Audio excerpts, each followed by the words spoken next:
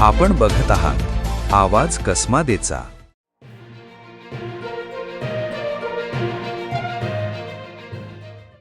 मुंबई आग्रा महामार्गावरील देवळा फाट्याजवळ असलेल्या सौंदाने येथील प्रसिद्ध श्री रामदेवजी बाबा मंदिरात मंगळवारी मध्यरात्री धाडसी चोरीची घटना घडली।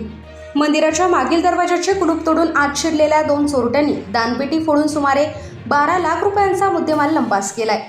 संपूर्ण चोरीचा प्रकार मंदिरातील सीसीटीव्ही कॅमेऱ्यात कैद झाला असून या घटनेमुळे परिसरातील भाविकांमध्ये संतापाची लाट उसळली आहे।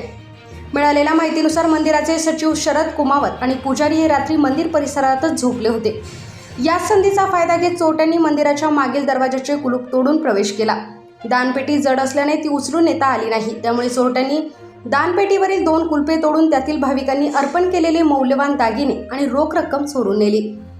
चोरी झालेल्या मुद्देमालात सुमारे 5.5 किलो चांदीचे छोटे मोठे मुकुट, कडे, घोडे, रत्नांचा हार तसेच अंदाजे 40 ते 50 हजार रुपयांचे गुप्तदान असा एकूण सुमारे 12 लाख रुपयांचा ऐवज असल्याची माहिती मिळाली आहे।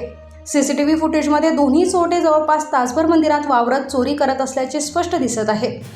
दररोजप्रमाणे पहाटे 5 वाजता पूजेसाठी आलेले पुजारी राधेश्याम महाराज यांना मंदिराच्या मागील गेटचे कुलूप तुटलेले दिसले। त्यांनी तातडीने शरद बागोरे पेंटर यांना याची माहिती दिली। त्यानंतर मंदिर देवस्थानचे अध्यक्ष निलेश कर्णावट यांच्यासह पदाधिकाऱ्यांनी घटनास्थळी धाव घेत मालेगाव तालुका पोलिसांना माहिती दिली। घटनेची माहिती मिळताच सहाय्यक पोलीस निरीक्षक प्रीती सावजी, हवालदार तुषार अहिरे, सिकंदर कोळी आवारे, पोलीस पाटील श्रावण खैरनार यांनी पथकासह घटनास्थळी भेट देत पंचनामा केला। पोलिसांकडून सीसीटीव्ही फुटेजच्या आधारे चोरट्यांचा शोध सुरू आहे। घटनेची माहिती मिळताच मंदिर परिसरात भाविकांनी मोठी गर्दी केली।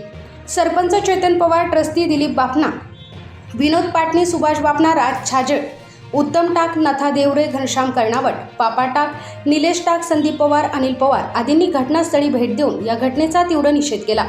मंदिरातील चोरीमुळे भाविकांच्या धार्मिक भावना दुखावल्या असून सीसीटीव्हीत कैद झालेल्या चोरट्यांना तात्काळ अटक करून कठोर कारवाई करावी अशी मागणी ग्रामस्थांनी केली आहे।